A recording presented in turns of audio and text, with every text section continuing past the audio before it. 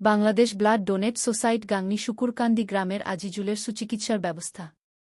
গাংনী উপজেলার শুকুরকান্দি গ্রামের আজিজুল হক নামে এক অসহায় ব্যক্তির চিকিৎসা খরচের অভাবে চিকিৎসা থেমে যাওয়া পরিস্থিতি কাটিয়ে বাংলাদেশ ব্লাড ডোনেট সোসাইটি ববেস এর সহসভাপতি শাহাবুল হক এবং সদস্য এম.ডি.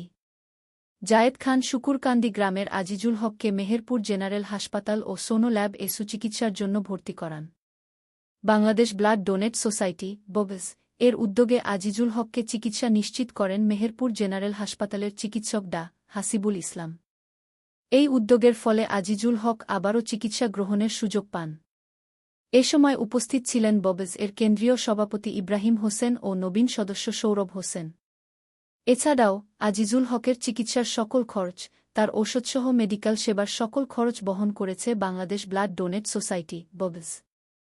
বাংলাদেশ ব্লাড ডোনেট সোসাইটির এই মানবিক উদ্যোগের ফলে আজিজুল হক পরিবারে ফিরেছেন নতুন আশার আলো। ববেস এর এই সহানুভূতির জন্য তারা কৃতজ্ঞতা প্রকাশ করেছেন।